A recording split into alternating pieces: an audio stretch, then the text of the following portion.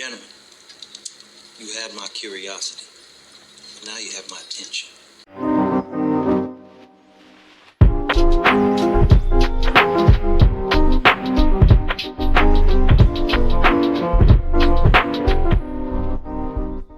Hey guys, it's Merkpool here, and for this video I'm going to be talking about the first two episodes of Superman and Lois. I was going to talk about just the first episode, and then in another episode talk about the second and third episode, but just some stupid stuff went down.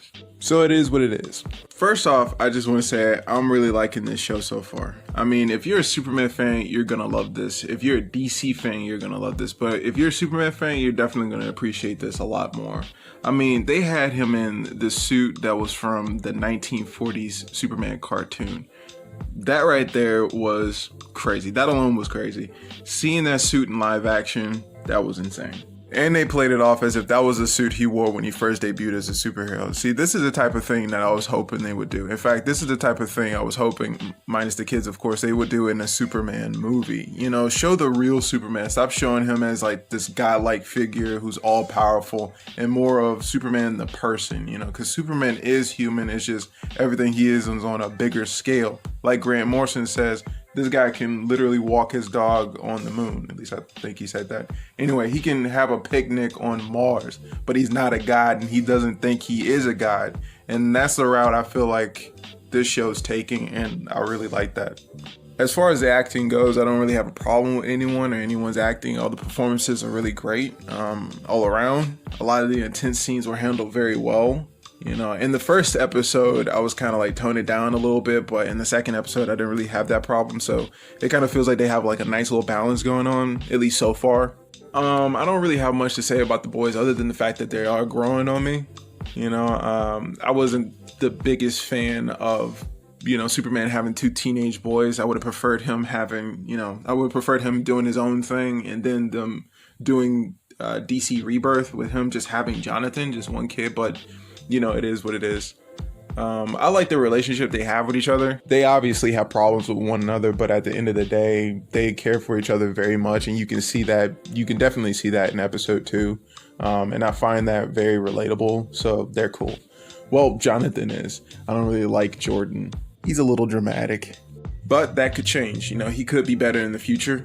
Who knows? As for Lois, I really, you know, Elizabeth Tulloch's Lois, I hope I'm pronouncing that right. I really like what they're doing with her. I like the relationship between her and Clark. You can really tell that they've been through a lot together and they've been together for a while. I also like the presence Lois Lane has. You really feel like she's a legend in her own right, you know, and people know her name. You know, she's the Lois Lane. You know, I like the fact that both these characters are iconic in their own fields. You know, I would like to see a little bit more flair from Lois, I guess, similar to Smallville Lois Lane, who I think is perfect. I think Erica nailed that role. You know, to me, she is Lois Lane. She was fiery, she was brave, she was fearless, she was smart. She was definitely not afraid of a fight. She felt like the type of Lois Lane that would stand up to doomsday. And I just want to see, you know, Elizabeth, you know, have that same energy. Now the man of the hour, Superman. I still don't feel like Tyler Hoechlin was the best choice. I just don't see him as Superman. I feel like Superman should have this presence about him, and he just looks too young to me.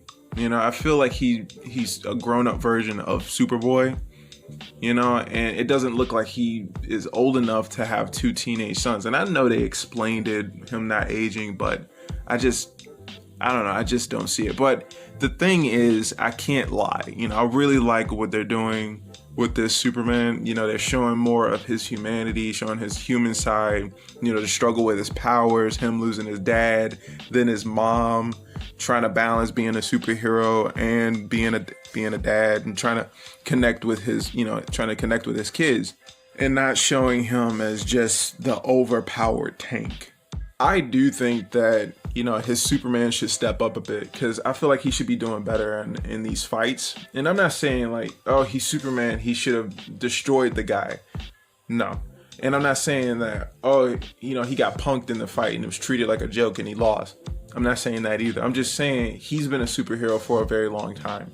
And Lois said it too. He's faced guys like this before. So I feel like he should know what to do when facing an enemy that's stronger than him or on the same level as him. You know, analyze the situation. Is it the suit or is it him? You know, the suit is made out of something very durable, obviously. It's resistant to cold breath and heat vision. Also, that reminds me, they call heat vision in this show an ocular blast. Why? I just don't get it. Why? See, this is the type of thing that I'm talking about. It's there. Just use it. It's been called heat vision for so long. Just say that. I don't get why. But anyway, analyze the situation. You know, is he faster than me at my top speed? You know, the thing I've noticed in a lot of Superman TV shows and movies, well, not I don't think it's just Superman, but it's the super tackle where a hero charges at a villain or a villain charges at a hero and they just end up in a different location. I think it would have been cool if, you know, when Superman sees Luthor charging at him, using his super speed, Superman just dodge and move out the way, you know, and then grab him, slam him to the ground and just start wailing on him to test the durability of his suit. And then Luthor can use some device to electrocute him, because that has worked before, then take him up in the air. And he starts beating up Superman until Superman gets the upper hand, and then things can happen just like in the show. I know that Superman's not as fast as the Flash, but it has been shown that he can move fast enough to where it looks like, you know, things are moving in slow motion or not at all. And I don't think that it's too much of a stretch to believe that he can move out of the way and catch Luthor. I mean, he did it when he fought Batman in The Dark Knight Returns. So I just want them to show just how much of a pro Superman actually is, you know, and even without his powers, you know, he's still the guy. About the villain, you know, I think he's really cool. He kind of reminds me of this idea I had, for a Superman villain. You know, a guy basically not trusting Superman, who studies him, watches him, learns his weaknesses and strengths and all things like that, and just waits for him to slip up, and it never happens. And then something does happen, and, you know, he tries to go on this whole revenge mission. I do love the fact that they're not milking the whole who is he mystery thing, you know, and you find out a lot about him in like the second episode. I did have a theory of, you know, who that Superman was. I thought it was the Superman that was in the crossover, the black suit Superman. But he had red heat vision, and it was probably just that Superman from his world. I also think that the relationship between him and the General could be very interesting. I don't think that the General will turn on Superman, but I think that he planted the seeds, you know, and I really think that that could be interesting to explore. I also want to know where he got that spaceship and that suit and all that tech. You know, my guess is a bounty hunter, some type of bounty hunter, you know. Anyway, so far, I really like the show, which is surprising. I kind of feel like it's like a reboot for this character, you know, like kind of moving away from Supergirl as much as possible, separating itself, which I'm perfectly fine with. It definitely feels like it's its own thing, you know. Heat vision's different, his ship is different, the way he landed is different, you know. It's more like the ship from Justice League Gods and Monsters, like he was born on the way there. And if that's Lois's dad on Supergirl, who's that? And the fact that they haven't mentioned Supergirl or the other superheroes on the show yet. I thought that was going to get taken care of in the second episode, but no.